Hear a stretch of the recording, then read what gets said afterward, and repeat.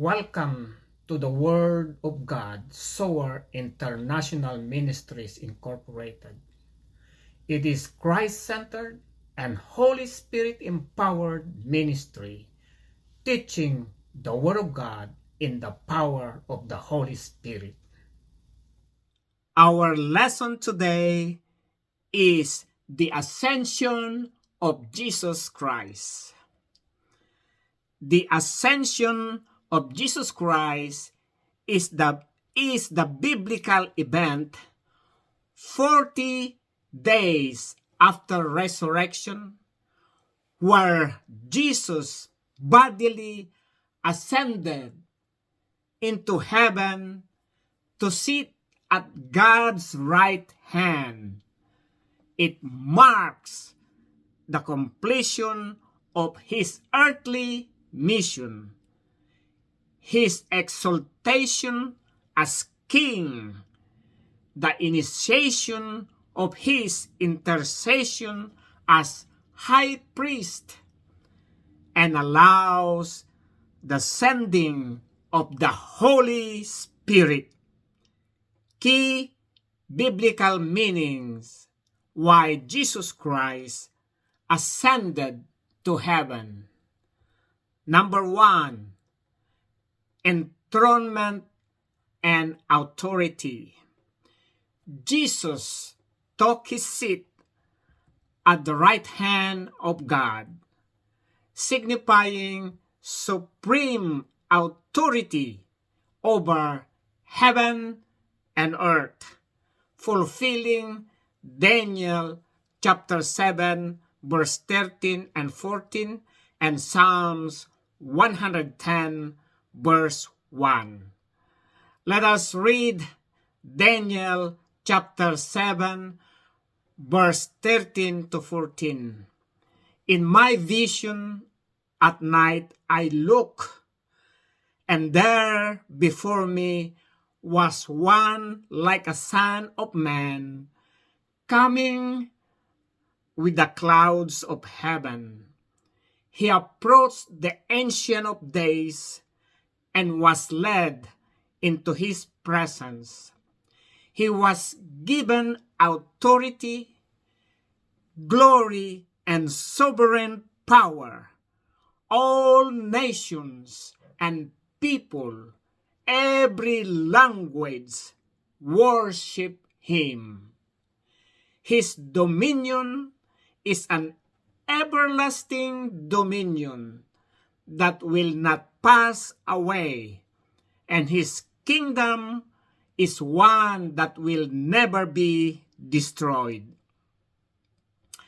And if we read Psalms 110 verse 1, the Lord says to my Lord, sit at my right hand until I make your enemies a footstool for your feet. And in Mark chapter 16 verse 19, after the Lord Jesus had spoken to them, he was taken up into heaven, and he sat at the right hand of God. Number 2, completion of work. The ascension signifies that Jesus' sacrificial work on earth for redemption was finished, allowing him to return to the Father. The Bible says in Ephesians chapter 1 verse 7, in him we have redemption through his blood, the forgiveness of sins, in accordance with the riches of God's grace.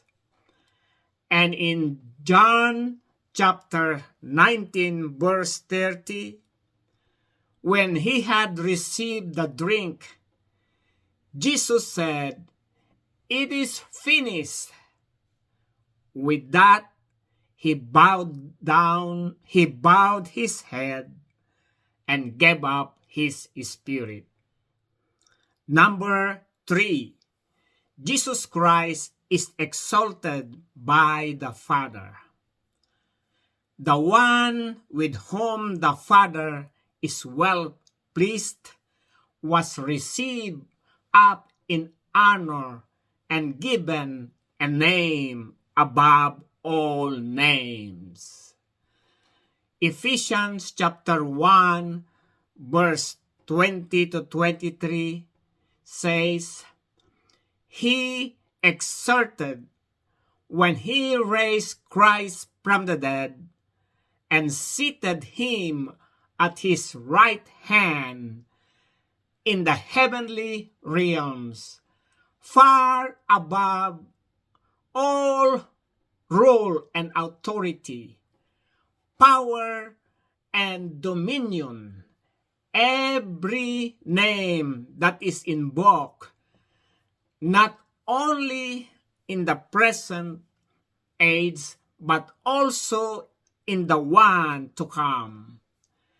And God placed all things under His feet and appointed Him to be the head over everything for the church, which is His body, the fullness of Him who fills everything in every way. And in Philippians chapter 2, verse 9 to 11, it says, Therefore, God exalted Him to the highest place and gave Him the name above every name, that at the name of Jesus, every knee should bow in heaven and on earth and under the earth. Every tongue acknowledge that Jesus Christ is Lord, to the glory of God the Father. And in Matthew chapter 17, verse 5, while He was still speaking, a bright cloud covered them, and a voice from the cloud said, This is my Son, whom I love. With Him I am well pleased. Listen to Him. Number 4, the Holy Spirit descends. Jesus stated His departure was necessary so that the advocate or helper, the Holy Spirit, would come to empower believers. The Bible says in John chapter 16 verse 7, But very truly I tell you, it is for your good that I am going away. Unless I go away, the advocate will not come to you. But if I go, I will send him to you. And also in John chapter 14 verse 26, But the advocate, the Holy Spirit, whom the Father will send in my name, will teach you all things and will remind you of everything I have said to you. Number 5. It initiated the beginning of Jesus Christ's new work as high priest. Jesus now functions as the heavenly high priest, mediating on behalf of believers and representing humanity in the presence of God. The Bible says in Hebrews chapter 4, verse 14 to 16, "Therefore, since we have a great high priest who has ascended into heaven, Jesus, the Son of God, let us hold firmly to the faith we profess. For we do not have a high priest who is unable to empathize with our weaknesses, but we have one who has been tempted in every way, just as we are, yet he did not sin. Let us then approach God's throne of grace with confidence, so that we may receive mercy and find grace to help us in our time of need." The Bible says in Hebrews chapter 7, verse 25, "Therefore, he is able to save completely those who come to God through him, because he always lives to intercede for them." And in 1 Timothy chapter 2, verse 5, it says, "For there is one God and one mediator between God and mankind, the man Christ Jesus." Number 6, it allowed Jesus Christ to prepare a place for us. Jesus goes to prepare a place for his followers, providing assurance of eternal life.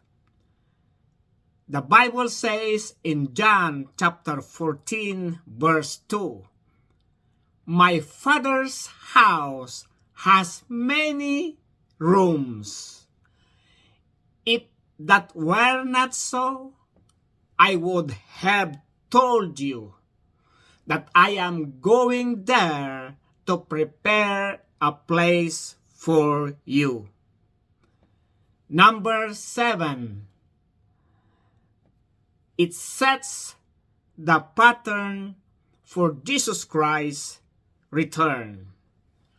When Jesus comes to set up the kingdom, he will return just as he left, literally, bodily, and visibly in the clouds. The Bible says in John 14:3, "And if I go and prepare a place for you, I will come back and take you to be with me, that you also may be where I am." And the Bible says in Acts chapter 1, verse 11, "Men of Galilee," they said, "why do you stand here looking into the sky? This same Jesus who has been taken from you into heaven will come back in the same way you have seen him go into heaven." Number 8, the shift in ministry. The ascension marks a shift from Jesus' physical presence on earth to his spiritual presence with his followers through the Holy Spirit, enabling them to continue His mission. The Bible says in Matthew 28, verses 18 to 20, "Then Jesus came to them and said, 'All authority in heaven and on earth has been given to me. Therefore, go and make disciples of all nations, baptizing them in the name of the Father and of the Son and of the Holy Spirit, and teaching them to obey everything I have commanded you. And surely I am with you always to the very end of the age.'" And in Acts chapter 1 verse 8, "But you will receive power when the Holy Spirit comes on you, and you will be my witnesses in Jerusalem and in all Judea and Samaria and to the ends of the earth." Ang lesson natin ngayon ay ang pag-akyat sa langit ni Jesus Christ. Ang pag-akyat ni Jesus sa langit ay ang biblical na kaganapan. 40 days pagkatapos ng pagkabuhay na mag-uli, kung saan si Jesus ay katawan na umakyat sa langit upang umupo sa kanan ng Diyos. Ito ay nagmamarka ng pagtatapos ng kanyang mission sa lupa, ang kanyang kadakilahan bilang hari, ang pagsisimula ng kanyang pamamagitan bilang mataas na saserdote, at nagpapahintulot sa pagpapadala ng banal na spirito. Mga pangunahing kahulugan sa Biblia, bakit umakyat si Jesus Christ sa langit? Number 1, pagluklok at autoridad.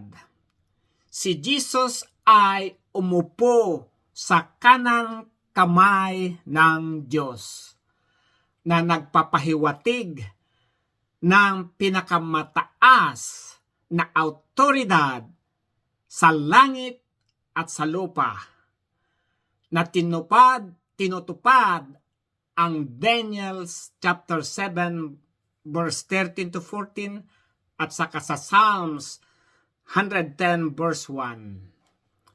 Basahin natin ang Daniel chapter 7 verse 13 to 14.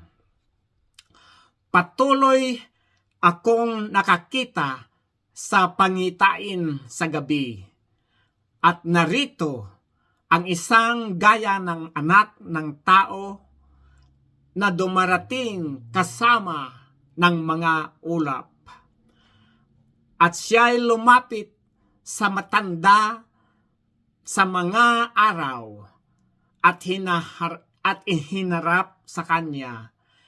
Binigyan siya ng kapangyarihan, kaluwalhatian at kaharian upang ang lahat ng mga bagay, bansa at mga wika ay maglingkod sa kanya. Ang kanyang kapangyarihan ay walang hanggang kapangyarihan na hindi lilipas, at ang kanyang kaharian ay hindi mawawasak. Sinasabi ito sa Psalms chapter 110 verse 1. Sinabi ng Panginoon sa aking Panginoon, umupo ka sa aking kanan hanggang sa aking gawing tungtungan ng iyong paa ang iyong mga kaaway. Sinasabi rin dito sa Mark chapter 16 verse 19, kaya't ang Panginoon Jesus nga, pagkatapos na siya'y magsalita sa kanila, ay iniakyat sa langit at lumuklok sa kanan ng Diyos. Pangalawa, pagkumpleto ng gawain.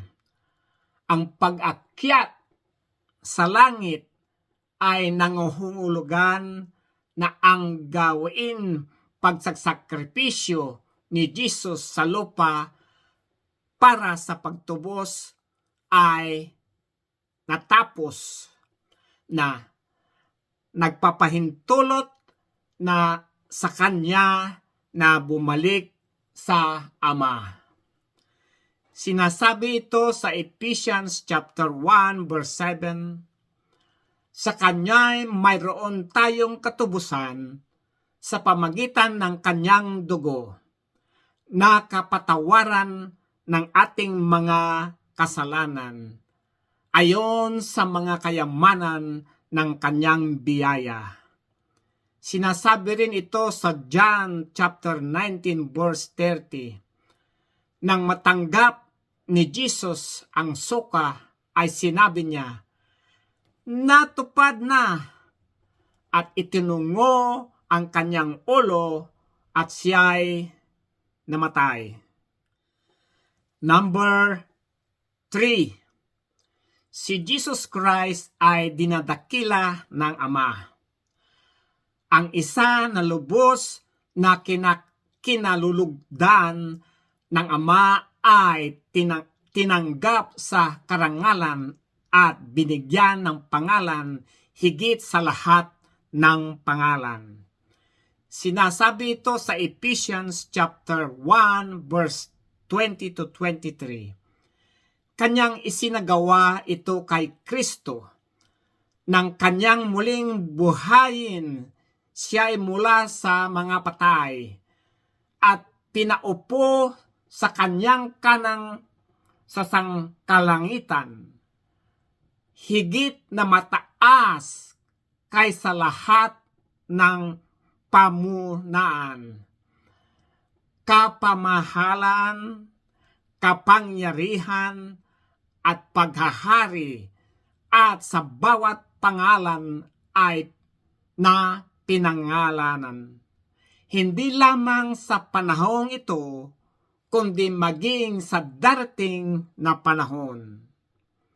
Verse 22, at kanyang inilagay ang lahat ng mga bagay sa ilalim ng kanyang mga paa at ginawa siyang ulo ng lahat ng mga bagay sa iglesia, na siyang katawan niya, ang kapuspusan niya na pumuspos ng lahat sa lahat.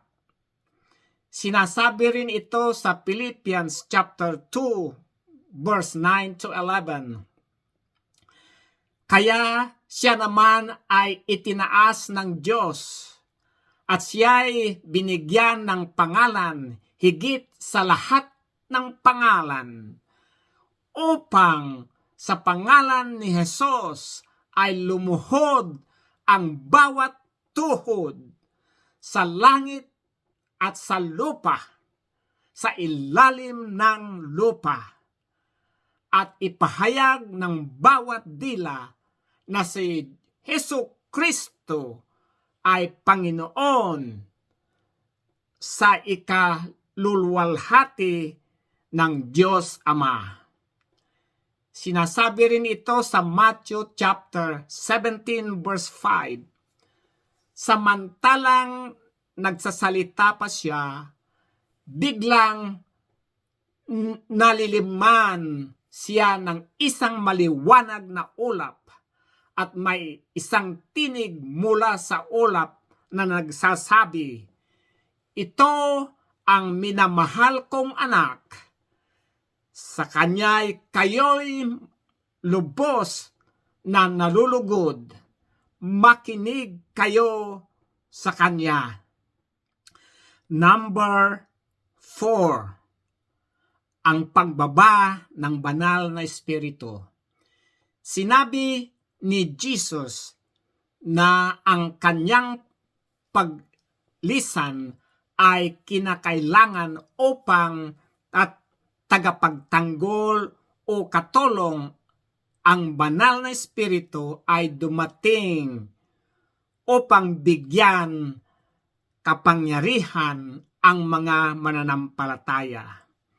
Sinasabi ito sa John chapter 16 verse 7.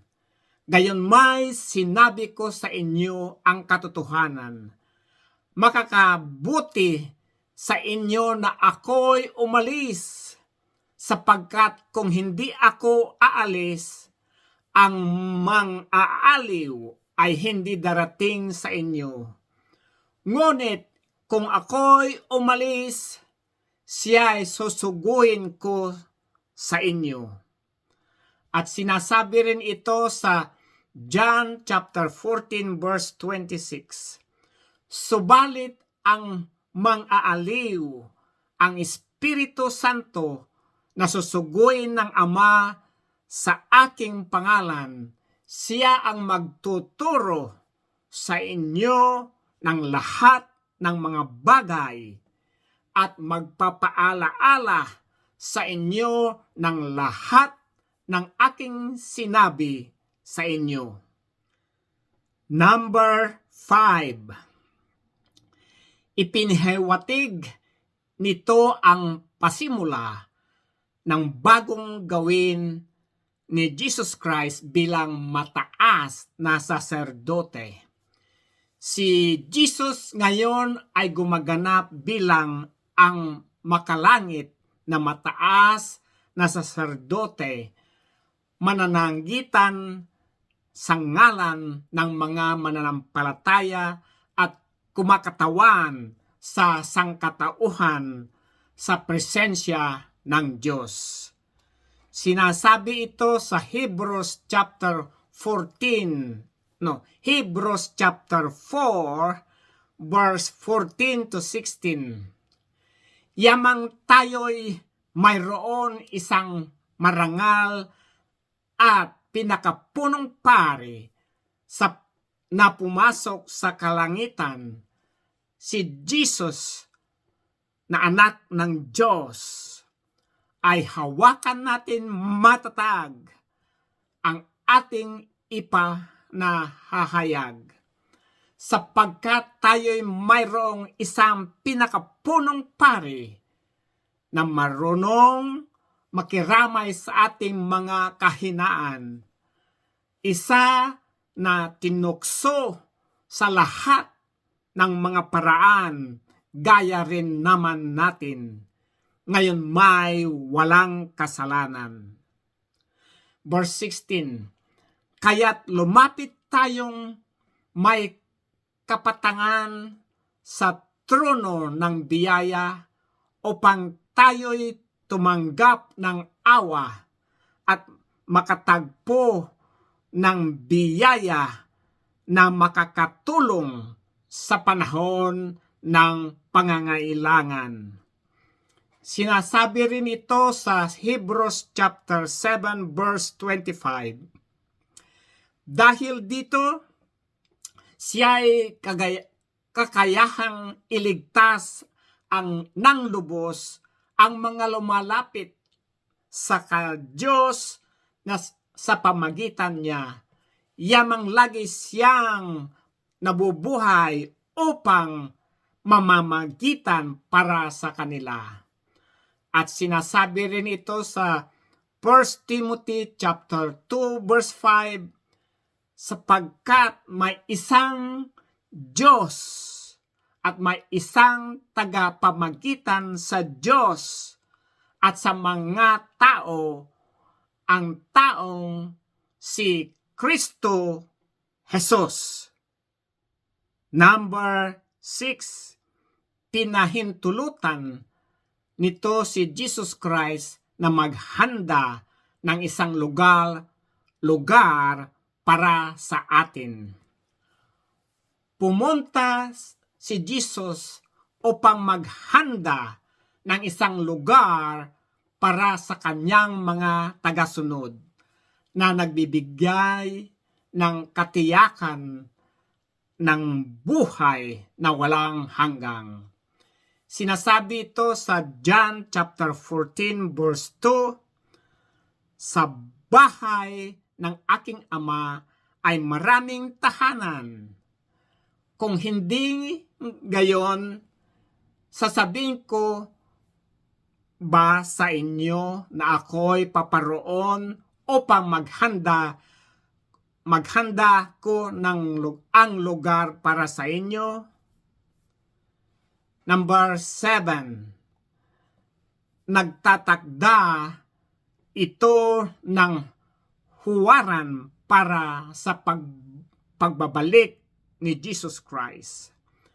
Kapag si Jesus ay dumating upang itatag ang kaharian, siya ay babalik tulad ng kanyang paglisan, literal, katawan at nakikita sa mga ulap. Sinasabi ito sa John chapter 14 verse 3, at kung ako'y pupunta roon at maihanda ko ang isang lugar para sa inyo, ako'y babalik at kayo'y tatanggapin ko sa aking sarili, upang kung saan ako naroroon, kayo rin ay naroroon. Sinasabi ito sa Acts chapter 1 verse 11, na nagsabi, kayong mga lalaking taga-Galilea, bakit kayong nakatayong tumitingin sa langit? Ito si Jesus na dinala sa langit mula sa inyo ay darating na gaya rin ng inyong nakitang pagpunta niya sa langit. Number 8, ang pagbabago sa ministeryo. Ang pag-akyat sa langit ay nagmamarka ng pagbabago mula sa physical na presensya ni Jesus sa lupa tungo sa kanyang spiritual na presensya kasama ng kanyang mga tagasunod sa pamagitan ng banal na espiritu na nagbibigay daan sa kanila na ipagpatuloy ang kanyang mission. Sinasabi ito sa Matthew chapter 28 verse 18 to 20. Lumapit si Jesus at sinabi sa kanila, ang lahat ng awtoridad sa langit at sa ibabaw ng lupa ay ibinigay sa akin. Kaya't sa paghayo ninyo, gawing ninyong alagad ang lahat ng mga bansa, bautismuhan ninyo sila sa pangalan ng Ama at ng Anak at ng Espiritu Santo, at turuan silang sundin ang lahat ng mga bagay na inuutos ko sa inyo, at narito ako'y kasama ninyong palagi hanggang sa katapusan ng panahon. Sinasabi rin ito sa Acts chapter 1 verse 8, ngunit tatanggap kayo ng kapangyarihan pagbaba sa inyo ng Espiritu Santo, at kayo'y magiging mga saksi ko sa Jerusalem, sa buong Judea at Samaria at hanggang sa kaduduluhan bahagi ng lupa. Let us pray for your healing. Let us claim Acts 4:29 to 30 and Luke 4:40 for your healing. The Bible says in Acts chapter 4 verse 29 to 30, Now, Lord, consider their threats and enable your servants to speak your word with great boldness. Stretch out your hand to heal and perform signs and wonders through the name of your holy servant Jesus. And the Bible says in Luke 4:40, at sunset, the people brought to Jesus all who had various kind of sickness, and laying his hands on each one, he healed them. Father, in the name of your only begotten Son, Jesus, I pray for those who are listening to give them spiritual healing, emotional healing, physical healing. O Ramashika Ramasanda Koramakashanda Ramashanda. I pray for the restoration of broken relationship with you, Jesus. I pray for the restoration of broken relationship between husband and wife. I pray for the restoration for their children and parents. I pray that you will protect them from any kind of sickness, diseases, and viruses. Lord Jesus, for those who are sick with different kinds of cancer, different kinds of heart diseases, diabetic diseases, high blood pressure, Karamashik Karamasanda. Jesus, rebuke these different kinds of cancer, different kinds of heart disease, diabetic diseases, high blood pressure, be healed in Jesus' name. Jesus, give them wisdom, guidance, and direction as a parent to be good example to their children. Jesus, I pray that their children are obedient to you, Jesus, and their parents. Jesus, cover them with your most precious blood. Forgive their sins in Jesus' name. Jesus, bless their families, those who are studying in the elementary, high school, and universities. Give them wisdom to have good grades.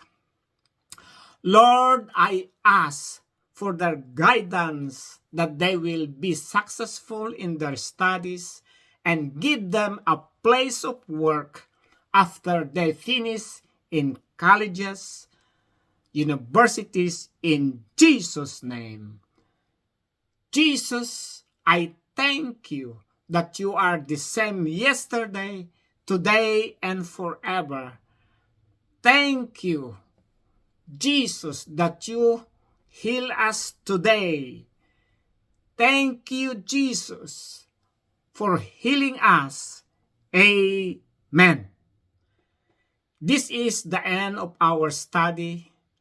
If you are being touched by the love of Jesus in this teaching, with my permission, you can share this teaching in your Facebook or other different forums to your friends and relatives by sending the YouTube website link of this teaching for the glory of our God, Jesus Christ.